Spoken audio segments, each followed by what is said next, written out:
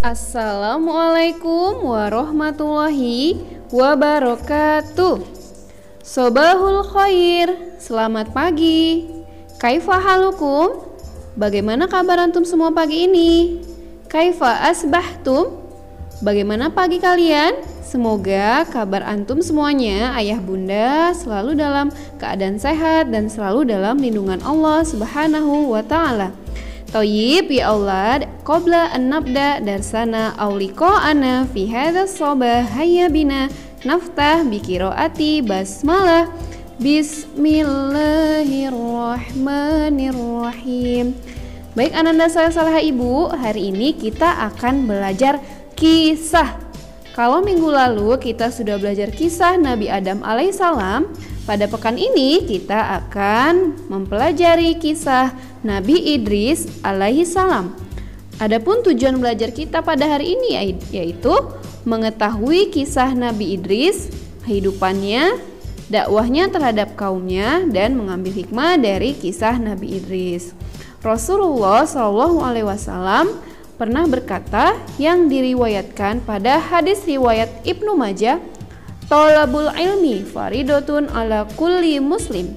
Menuntut ilmu itu adalah kewajiban bagi setiap kaum muslim. Rasul juga pernah berkata yang diriwayatkan pada hadis riwayat Tabrani, belajarlah kamu semua dan mengajarlah kamu semua dan hormatilah guru-gurumu serta berlaku baiklah terhadap orang yang mengajarkanmu. Sebelum Ibu Rahma lebih melanjutkan kisah Nabi Idris, Ibu Rahma akan mengajak antum bernyanyi rukun iman. Are you ready? Wahid, Isnan, Salasah. Anak-anak soleh percaya pada Allah, malaikat, kitab, rasul, hari kiamat, qada dan qadar yang keenam, itulah dia rukun iman. Itulah dia rukun iman. Jadi ananda soleh-soleha, dari lagu yang kita nyanyikan tadi, salah satu iman kepada rukun iman yaitu iman kepada Rasul. Are you ready? Mari kita simak penjelasan kisah Nabi Idris alaihi salam.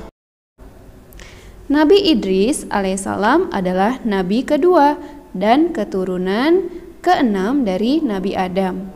Nabi Idris lahir di kota Babilonia. Ayahnya bernama Yarid bin Mihlai.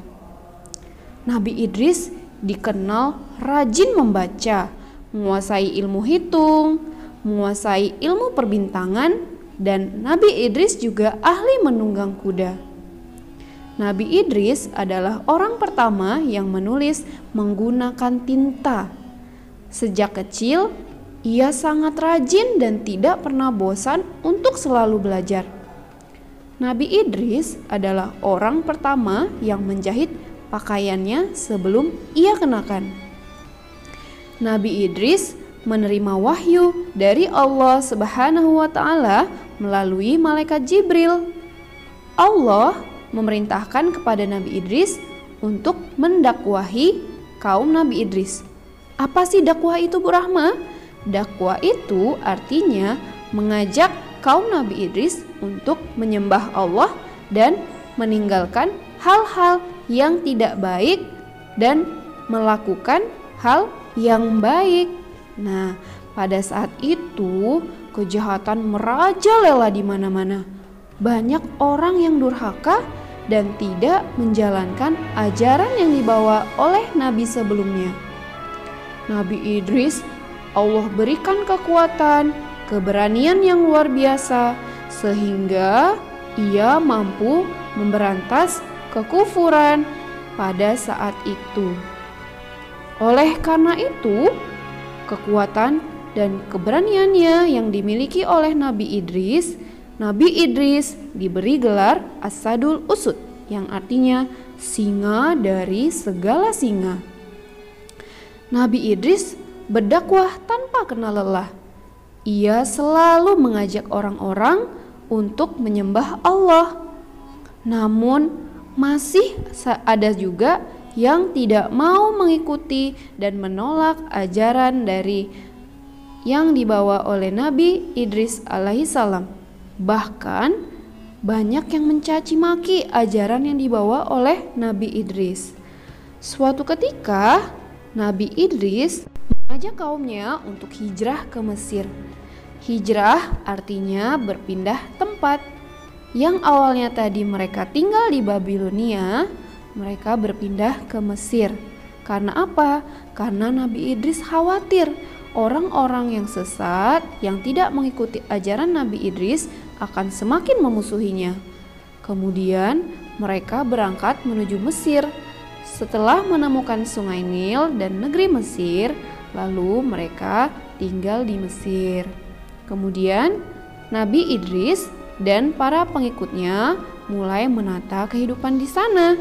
Mereka mengajak semua manusia agar beriman kepada Allah, karena kelak hanya orang-orang yang beriman yang akan hidup berbahagia di akhirat. Setelah itu, Nabi Idris menyuruh mereka untuk mengerjakan sholat, berpuasa, zakat, dan mengharamkan minuman keras. Nabi Idris juga mengajarkan mereka untuk hidup sederhana, tidak boros, dan juga tidak pelit. Dakwah Nabi Idris mulai membuahkan hasil. Satu persatu banyak yang mengikuti Nabi Idris dan jumlahnya hampir mencapai 77 orang. Kenabian Nabi Idris membawa perubahan yang sangat berarti bagi peradaban dunia saat itu. Nabi Idris berdakwah di Mesir selama 82 tahun dan tinggal di Mesir hingga akhir hayatnya. Nabi Idris meninggal dunia pada usia 865 tahun. Baik Ananda Soleh-Soleha, itu tadi adalah kisah Nabi Idris alaihi salam. Bagaimana Ananda Soleh-Soleha? Hikmah yang kita dapat dari cerita dan kisah Nabi Idris alaihi salam. Yang pertama, ketika kita selalu banyak membaca dan selalu rajin belajar dan ikhlas karena Allah Subhanahu wa taala, maka Allah akan menambah ilmu dan wawasan kita. Kemudian yang kedua apa? Berlatihlah menjadi anak yang pemberani, berani menyampaikan kebenaran kepada orang lain, namun harus disampaikan dengan kata-kata yang baik dan sopan ya. Kemudian apa lagi? Yang ketiga, berlatihlah menjadi anak yang selalu sehat dan kuat fisiknya. Karena apa?